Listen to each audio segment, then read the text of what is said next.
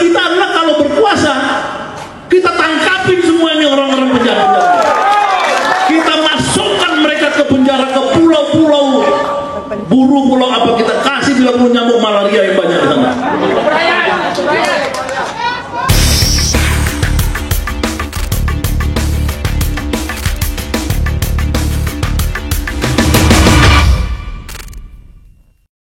Ada orang namanya Sahganda Nainggolan. Dia itu dulu bekas komisarisnya Pelindo zaman SBY. Kayaknya pendukung SBY. Pada saat SBY berkuasa, Sahganda adalah salah satu orang yang menikmati kekuasaan. Jadi kemarin ketika ada deklarasi salah satu relawan Anies Baswedan, Sahganda ikutan ngomong di situ. Dia ngomong kalau kita berkuasa, maksudnya kalau Anies menang, dia menyarankan Anies untuk menyeret Jokowi dan keluarganya ke pengadilan. Gue nggak tahu apa alasannya. Alasannya karena katanya anak-anak Jokowi itu punya uang banyak. Padahal cuma jualan pisang sama jualan martabak. Sahganda lupa. Orang jualan Indomie aja, jualan mie, itu bisa kaya raya jadi orang konglomerat. Ya kan? Itu fenomena yang ada. Jadi alasan yang sungguh aneh banget yang ingin atau yang disampaikan Sahganda di hadapan publik. Gunanya buat apa? Gunanya ingin meneguhkan Anies itu beneran sebagai antitesanya Jokowi. Ada dendam di situ, ada kemarahan di situ. Jadi dia mendukung Anies, atau katakanlah kalau Anies berkuasa, maka dendamnya itu harus dilampiaskan dengan cara menyeret orang-orang yang selama ini menjadi musuh politiknya. Dan itu disampaikan di publik seperti provokasi publik. Ini aneh menurut gua. Pertama, ini kan negara hukum ya. Kalau memang ada fenomena, kalau memang ada indikasi, kalau memang ada sesuatu yang mencurigakan, ya mbok dibawa aja ke ranah hukum. Dibawa dengan bukti-bukti yang valid. Bukan cuma dengan kok tukang pisang, tukang jualan pisang goreng bisa jadi kaya. Kalau itu mah bukannya bukti hukum, itu mah nyinyir. Itu mah sebuah perasaan yang kemudian dijadikan opini publik.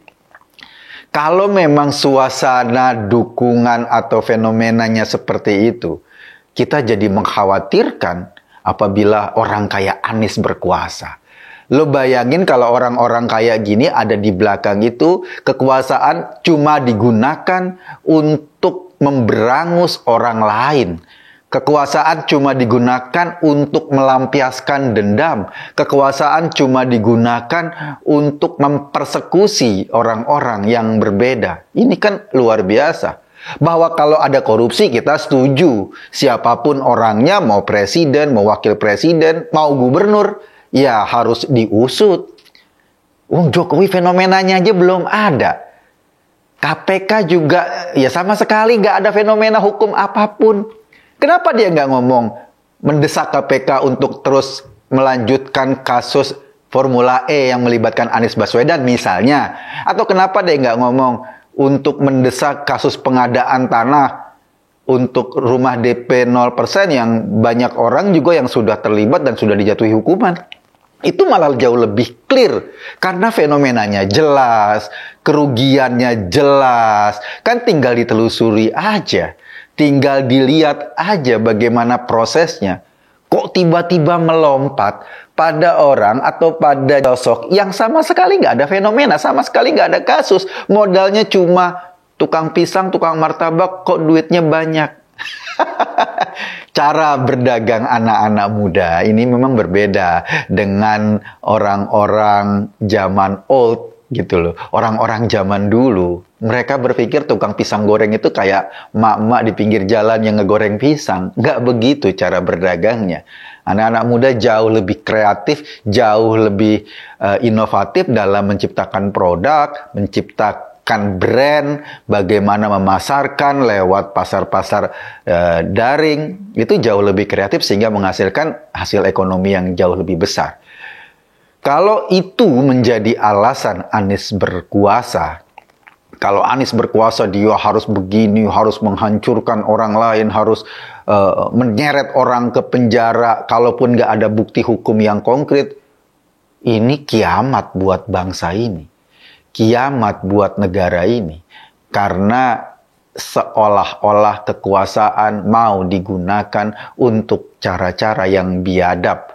Ada hukum, ada rasionalitas publik, ada tingkat keadilan publik. Orang juga lihat kok bagaimana keberhasilan Pak Jokowi nanganin Indonesia, bagaimana keberhasilan pemerintahan untuk mempertahankan ekonomi kita cukup bagus di tengah gempuran pandemi misalnya. Orang juga lihat, rakyat juga ngerasain, rakyat juga tahu bahwa fakta-fakta ini sudah terlalu jelas untuk mengatakan bahwa pemerintahan ini memang cukup kredibel jalannya. Bahwa ada 1-2 kasus, misalnya ada para pejabat yang pamer harta, seperti kasus Rafael Alun. Iya, 1-2 kasus terjadi dan ditangani. Kemudian diproses. Kita semua atau para pejabat terdiri dari manusia-manusia biasa yang kadang-kadang ngaco, kadang-kadang memang bajingan juga, penjahat juga mereka. Karena itu harus cepat ditangani. Penanganannya dengan apa? Ya dengan bukti hukum, dengan menelusuri kekayaannya, kalau memang ada fenomena, kalau memang ada bukti-bukti permulaan. Tetapi nggak bisa cuma dengan asumsi tukang pisang duitnya banyak, cuma dengan asumsi tukang martabak duitnya banyak.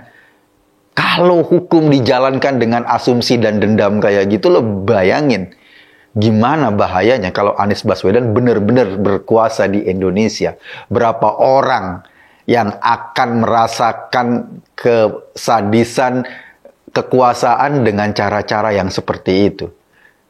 Pendukung-pendukung kayak gini menurut gua adalah pendukung-pendukung yang secara tidak langsung memamerkan kira-kira kayak apa kalau orang ini bisa menjadi pimpinan. Sama seperti di DKI, ketika Anies sudah menang jadi gubernur, dia meneruskan kebencian kepada orang-orang yang berbeda dengan pidato soal pribuminya. Ya, dia boleh ngeles itu pidato tidak berkenaan dengan Ahok, tapi ya siapa yang bisa menutup mata dari konteks fenomena saat itu. Sama seperti di DKI misalnya, ketika dia janji untuk menyelesaikan program-programnya, tapi mana programnya yang selesai? Rumah DP 0% nggak selesai, penanganan banjir acak kadut, kemudian OKOC gimana kabarnya kita nggak tahu. Itu fenomena abuse of power. Orang-orang yang berkuasa menggunakan kekuasaannya bukan untuk mensejahterakan rakyat, tapi untuk memuaskan dirinya sendiri. Syukur kalau cuma untuk memuaskan dirinya sendiri. Tapi kalau digunakan untuk memuaskan dendamnya, memuaskan sakit hatinya, waduh, repot bangsa ini. Kita sih bersyukur orang-orang kayak gini nggak mendukung calon-calon yang bagus. Mereka ada di belakang Anies Baswedan semua. Jadi ya, kata Anies, karakter orang yang didukung itu tercermin dari pendukungnya. Dan Anies pendukungnya model-model kayak gini. Gue Kekun tadi hanya mengajak Anda berpikir, kesimpulannya terserah Anda. Terima kasih.